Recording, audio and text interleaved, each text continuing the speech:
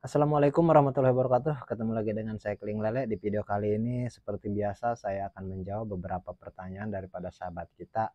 Dan seperti biasa juga saya mempunyai kesempatan di malam hari karena siang hari padatnya aktivitas. Jadi aktivitas rutinan saya seperti inilah. Kalau jam 12 saya balik dari pasar dan baru saya bisa bikin konten seperti ini untuk menjawab beberapa pertanyaan seperti itu. Jadi saya pun harus pandai mengatur waktu juga lah. Siang saya di luar dan sore saya di rumah seperti itu. Oke, jadi seperti apa pertanyaannya dan dari siapa saja kita cek dulu.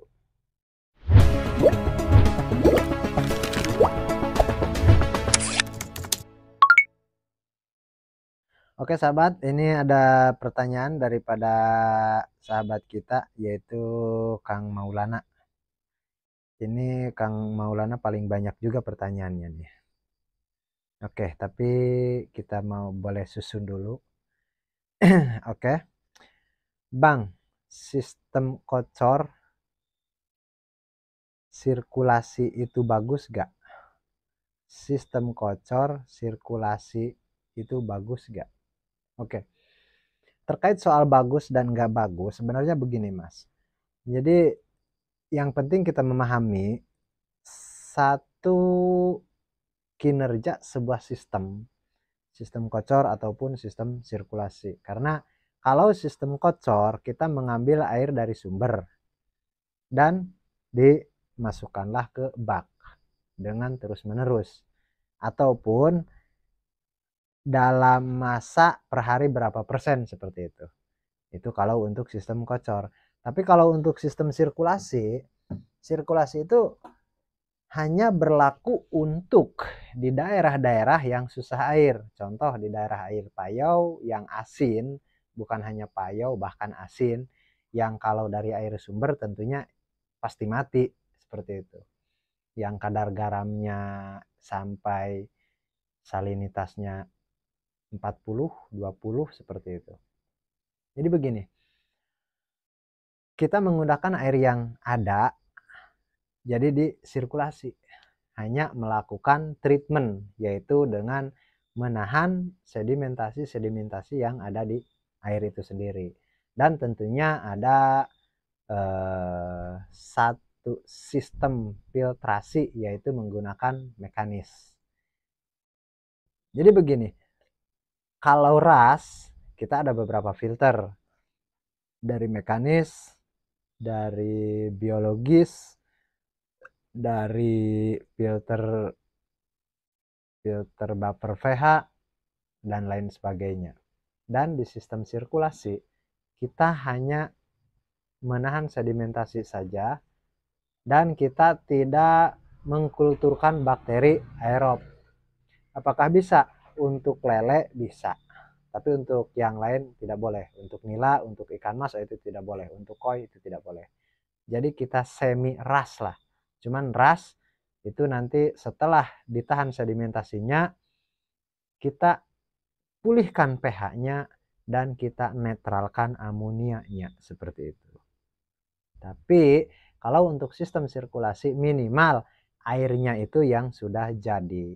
Dan air yang jadi itu minimal kita sudah 2-3 kali tebar benih dan airnya enggak ganti, itu saja. Setelah panen kita tebar lagi, panen tebar lagi. Dan itu biasanya kolam beton, karena kalau kolam tanah itu nggak bisa, nggak berlaku. Kolam beton yang susah air. Hanya saja kelemahannya yaitu dengan tidak bisa tebar padat dengan sistem kocor pada umumnya. Sedikit lebih rendah. Tapi kalau dibanding dengan sistem RWS, memang yang sistem sirkulasi agak lebih padat dari RWS atau GWS. Di bawah sistem kocor lah kepadatannya, seperti itu. Jadi kalau bagus, misalkan kalau pertanyaannya bagus mana sistem kocor dengan sistem sirkulasi, kalau bagusnya pasti sistem kocor, karena kalau sistem kocor kan airnya terganti. Kalau sistem sirkulasi air yang itu didaur ulang, seperti itu, lebih memaksimalkan pemanfaatan air. Dan itu kalau saya sarankan sistem sirkulasi itu untuk di daerah yang mudah air itu janganlah, karena saya khawatirnya apalagi kalau melihat dengan channel-channel doang, khawatirnya gagal paham. Dan karena ada juga beberapa sahabat kita yang mencoba tanpa didasari pengetahuan sistem yang lebih mendetail, mati, dan matinya itu di saat sebelum panen, di mana amonianya itu meledak seperti itu. Oke, mudah-mudahan dipahami. Oke, dan pertanyaan berikutnya masih dari Bang Maulana ini. Bang, mau tanya, kolam 2x3 tinggi 1 itu kapasitas lele berapa ekor? 2x3 berarti 6 kubik kalau ketinggian 1 meter. 6. Nah, ini sistem nih. Kalau menggunakan sistem kocor, tinggal kalikanlah. Kita kalikan 4 kali 6. Berarti 2400. Kalau sistem kocor full, sistem kocor yang sempurna itu bisa sampai 2500 untuk sistem kocor. Jadi kalau dihitung 2x3 itu kan hitungannya 6 kubik. Tapi itu hanya untuk sistem kocor, 2400, 2500 itu masih oke. Itu sistem kocor. Minimalnya 1500 itu sudah dianggap gampang lah. 2x3 1500 untuk kapasitas panen 2 kintal, 1 kintal 80 seperti itu. Tergantung size berapa kita panen. Itu masih oke kalau untuk sistem kocor. Tapi kalau untuk sistem RWS itu 2x3 itu hanya 700 ekor saja. Kalau RWS. Bahkan kalau GWS paling 500-600. Kecuali kita mau sistem GWS, kita tebar 700 bahkan sampai 1000 hanya saja dalam tiap hari-hari tertentu, mau 3 hari sekali, mau 5 hari sekali, mau seminggu sekali, itu ada penambahan air, ada pembuangan kotoran untuk menjaga grain water systemnya itu bisa. Jadi begini, kalau ukuran bak 2x3, jadi kesimpulannya kalau sistem GWS kita bisa mulai dari 500 sampai 700. Meskipun 1000 bisa, tapi harus rutin ada penggantian air kalau untuk GWS. Dan kalau untuk RWS itu kisaran 700 sampai 1000. Itu sistem RWS. Oke. Jadi untuk sistem GWS kisaran 500 sampai 1000, tapi treatment ada treatment air, ada penggantian dan pembuangan kotoran. Kalau RWS nggak ada penggantian air, nggak ada pembuangan kotoran, nggak ada apapun, tinggal kasih makan saja sampai panen, cuman kapasitasnya itu cuman 700 sampai 1000 kalau RWS. Tapi kalau untuk sistem kocor itu bisa sampai 2000 sampai 2500 kalau sistem kocor. Dan kalau untuk sirkulasi itu kisaran 1500, 2000 pun jarang lah. Kalaupun kita sudah mampu baru nyampe 2000, tapi saya tidak katakan karena namanya juga pemula, khawatir seperti itu. Oke, pertanyaan berikutnya dari Kang Maulana. Sedikit ya, kalau sistem kocor berapa Bang? Sedikitnya kalau sistem kocor berapa Bang? Oke, kalau untuk sistem kocor 2x3 itu bisa mencapai paling sedikit itu 1500, itu sudah sangat longgar. 1500. Bahkan yang saya bilang tadi bisa sampai 2500 kalau untuk sistem kocor. Jadi di pertanyaan berikutnya Kang Maulana ini ngasih tahu mau sistem kocor mungkin. Dan untuk lebih detailnya nanti saya buatkan video yang khusus membahas sistem kocor, yaitu nanti di fitur gabung ada, tapi di situ level 3,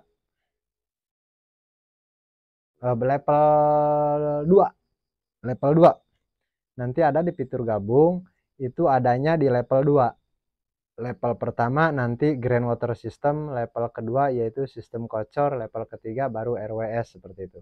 Dan ada level 4, level 5 nanti. Jadi saya pisahkan dalam satu ruang itu hanya membahas sistem itu saja, satu sistem. Contoh sistem kocor. Dalam satu aplikasi level ataupun forum level gabung itu, di situ ada nanti khusus sistem kocor. Memang semua dari mulai penyediaan air sampai panen di situ membahas sistem kocor, termasuk pembiayaan ataupun termasuk keuntungan dan lain sebagainya. Nanti dibahas di situ. Untuk sistem RWS atau Red Water System ada lagi levelnya, level Red Water System. Di situ dari mulai penyediaan air, perawatan, tahapan-tahapannya selama 60 hari sampai panen di situ ada. Dan kita tinggal ngikutin tutorial itu, dan itu tidak campur dengan sistem yang lain, khusus yang sistem kocor, khusus sistem kocor. Makanya fitur gabung saya belum luncurkan karena saya belum selesai untuk membuat tutorial-tutorial untuk pelatihan online. Jadi saya harus susun dulu supaya lebih maksimal, karena kalau di fitur gabung saya bikin satu level semuanya, sistem kocor di situ belajarnya sama, sistem RWS di situ. Nantinya pening juga kita, karena setelah lihat sistem ini, setelah lihat sistem ini, seperti itu. Kalau saya pisahkan, nanti sahabat bisa memilih secara spesifik sistem apa yang mau sahabat gunakan, sistem apa yang tertarik, dan sahabat bisa mempelajari sistem itu. Jadi bisa dikatakan hemat waktu juga, kita nggak perlu lihat video-video yang lain seperti itu. Tapi kalaupun penasaran, misalkan yang itu sudah paham, mau lihat sistem yang lain pun juga boleh juga seperti itu. Jadi kalau istilah kaset itu albumnya khusus album yang itulah, seperti itu. Oke, kita lanjut lagi ke pertanyaan berikutnya,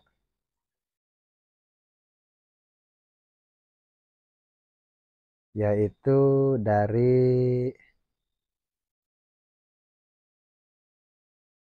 masih dari Bang Maulana nih. Sistem kocornya dari air yang di kolam ikan yang disaring terus dikocorkan kembali ke kolam ikan. 2 kali 4 kali 1 minimal berapa ekor dan maksimal berapa ekor? Oh, tadi sistem kocor. Ini nyatanya sistem sirkulasi. Jadi, oke, ini Bang Maulana begini. Kalau airnya itu dari situ dikembalikan ke situ, itu namanya sistem sirkulasi. Tapi itu harus hati-hati karena dari pertama awal tebar itu biasanya bagus, sehat ikan itu. Tapi ada 2 minggu sebelum panen itu mulai ada penyakit. 2 minggu sebelum panen. Meskipun airnya bersih, meskipun airnya kita disaring memakai filter, airnya disaring seperti itu, dan ikannya agresif, bagus. Tapi hati-hati, ada masa-masa tertentu amonia itu membom. Seperti itu. Jadi kalau untuk tebar, yang saya bilang, sistem sirkulasi ini sedikit lebih rendah dari sistem kocor dan sedikit lebih tinggi dari sistem RWS. Seperti itu. Jadi oke, kalau untuk sistem yang itu ukuran bak 2 kali 4 kali 1. Berarti 8 kubik minimal. Sahabat bisa menggunakan dengan metode 400 ekor per meter kubik. Mananya kalau 8 kali 4 berarti 3.200. Nah, seperti itulah. Berarti bisa 3.000 ekor. Itu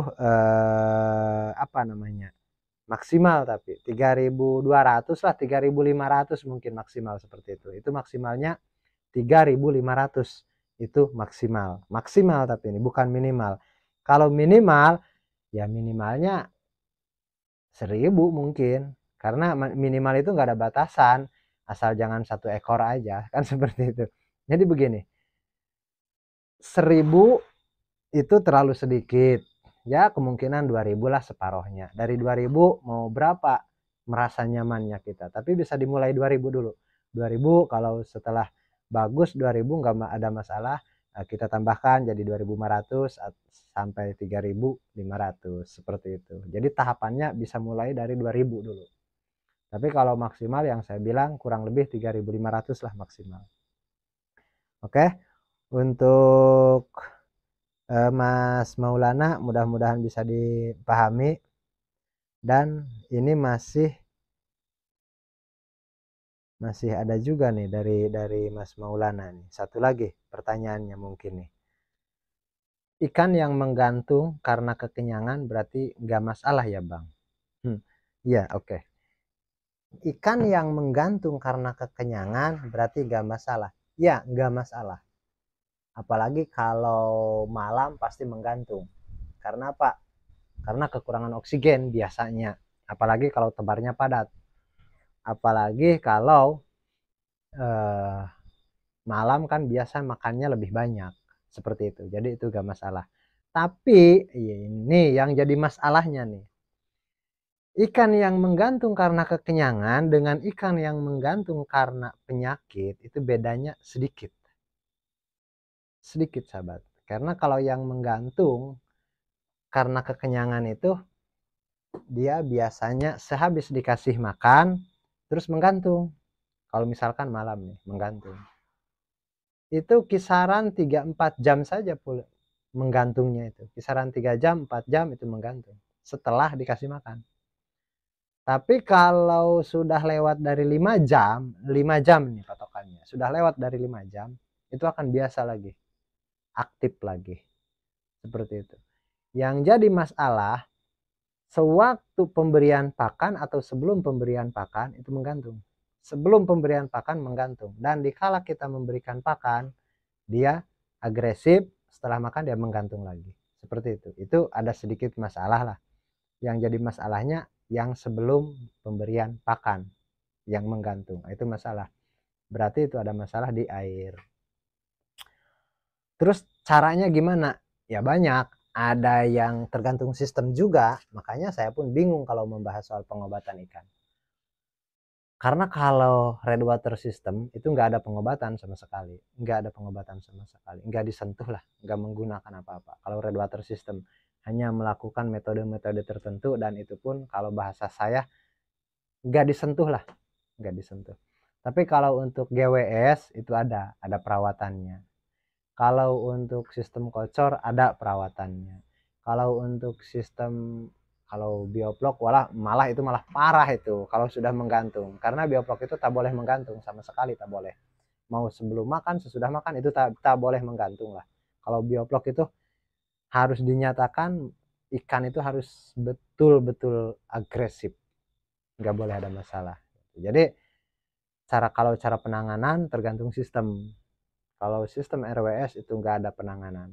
Penanganan apapun nggak ada.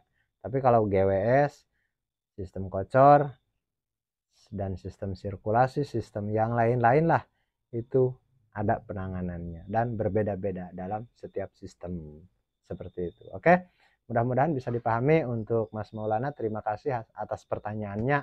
Dan mudah-mudahan bisa terjawab dengan jawaban yang sangat sederhana ini. Dan andaikan masih ada yang belum paham, Mas Maulana bisa komen lagi tentang apa yang kurang detail, dan insya Allah nanti kita bahas lagi. Oke, saya pikir cukup sampai di sini dulu untuk pembahasan kali ini. Kita ketemu lagi di pembahasan berikutnya. Assalamualaikum warahmatullahi wabarakatuh.